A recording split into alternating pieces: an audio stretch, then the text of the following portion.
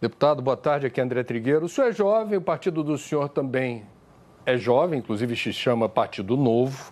Nós estamos no século XXI e é algo vexatório para o Brasil estar experimentando uma campanha totalmente pautada por fake news de forma sem precedentes na história. O eleitor fica confuso, não sabe direito qual é a proposta dos candidatos, mas a gente fica vendo o Brasil imerso na lama da mentira. E eu queria saber qual é a posição do senhor em particular e do seu partido, qual é o compromisso público que o senhor possa assumir para que nas próximas eleições, e não é daqui a 4 anos, não, é daqui a 2 anos, tenhamos outra democracia no Brasil tão atacada de forma vil, acachapante, por essa indústria, por essa rede que dissemina mentira e pauta o debate em cima de inverdades. O que é possível, deputado, fazer, por favor, e qual é o nível de comprometimento que o senhor tem em relação a esse tema? Boa pergunta, André. O meu comprometimento é absolutamente total e restrito. Aliás, nós, deputados do Novo, todos passamos por um processo seletivo, inclusive para podermos ser candidatos, e nós precisamos apresentar as nossas propostas para a eleição antes mesmo de sermos candidatos. Então, nós, sem dúvida nenhuma, temos comprometimento total com a verdade ao longo da nossa campanha, e assim nós fizemos todos os candidatos do Novo Brasil afora. Infelizmente, essa campanha foi uma campanha de extrema polarização, em que propostas e bom trabalho desempenhado na Câmara dos Deputados não foram necessariamente bem valorizados depois no momento das urnas. Por quê? Porque aquilo que chamam de fake news ou de mentira circulam muito rapidamente, como acontece, aliás, não só nessa eleição, como acontece na história do mundo há muito tempo. Eu costumo dizer que o horário eleitoral gratuito talvez seja o lugar em que mais se veiculam fake news, porque os candidatos de todos os partidos chegam lá, dizem que vão resolver os problemas da saúde, da educação e da segurança, são eleitos e ano após ano esses problemas não são resolvidos. O que me preocupa, de outro lado, é a interferência indevida de poderes do Estado para definir o que é verdade e o que é mentira, né?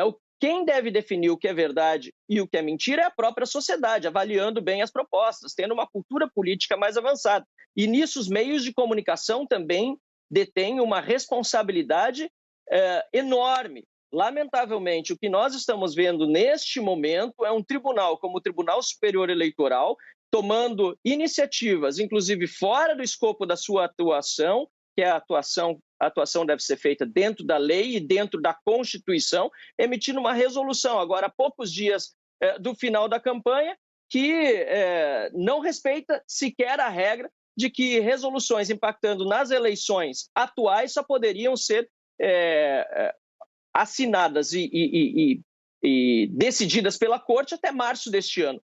Isso me preocupa demais. Nós vivemos num país em que a liberdade de expressão é consagrada na Constituição, em que a censura, inclusive, obviamente, a censura prévia não pode ser tolerada, e nós estamos vendo agora exceções sendo feitas por ministros de uma corte, aquilo que expressamente diz o texto constitucional. A gente precisa de um compromisso de todos os candidatos.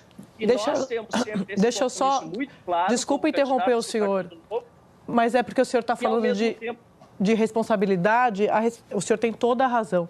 A sociedade como um todo tem responsabilidade sobre o que é fato, sobre o que é verdade. Aqui, inclusive, nós temos o Fato ou Fake, o senhor acompanha, eu sei que o senhor é nosso assinante, nosso leitor. Mas, só para deixar bem claro que a gente vê muitos colegas do senhor na Câmara, muitos bolsonaristas, disparando fake news ao longo desses últimos anos, tendo post removido com mentiras, com agressões, intimidações. E o TSE, neste ano, fez uma fiscalização dentro do que eles conseguiram, porque a gente nem sabe, nem alcança esse submundo que o senhor sabe, porque o senhor é uma pessoa muito antenada, e eu sei porque eu acompanho o senhor está no compromisso do mandato do senhor de melhorar a política, o ambiente do diálogo, do debate, mas colegas do senhor têm posts removidos o tempo todo por divulgar mentiras.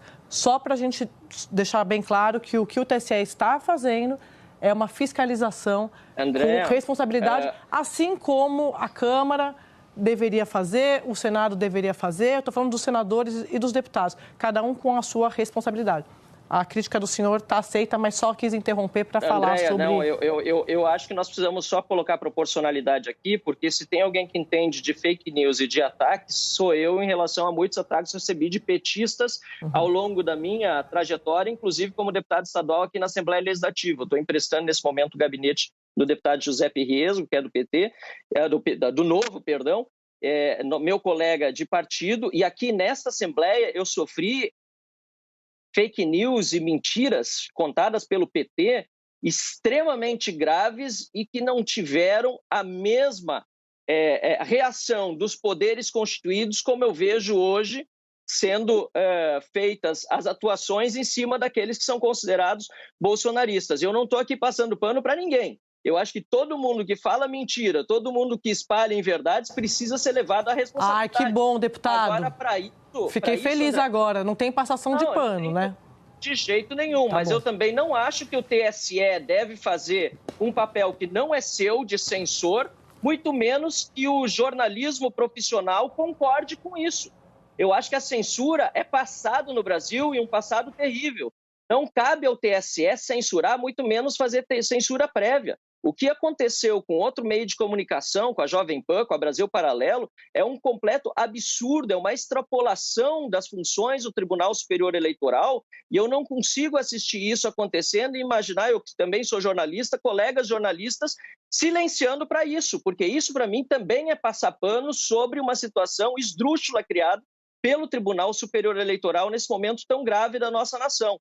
Eu entendo que nós precisamos ter o mesmo critério para os dois lados. E hoje o que a gente vê, como a gente ouviu agora há pouco, né, as fake news espalhadas pelos bolsonaristas. Inclusive algumas que me atingiram na campanha por ser independente. Mas tive do PT e da esquerda enorme número de ataques vindos com mentiras, com acusações falsas e assim por diante. Nós já temos lei para isso. Nós temos o crime, inclusive, de difamação no nosso país, de calúnia, injúria e difamação no nosso país. O que a Suprema Corte e o TSE hoje estão fazendo, ambos as instituições, vai muito além daquilo que prevê a nossa Constituição, e eu fico muito preocupado quando a gente não vê uma reação à altura da sociedade como um todo contra essas ações das duas cortes.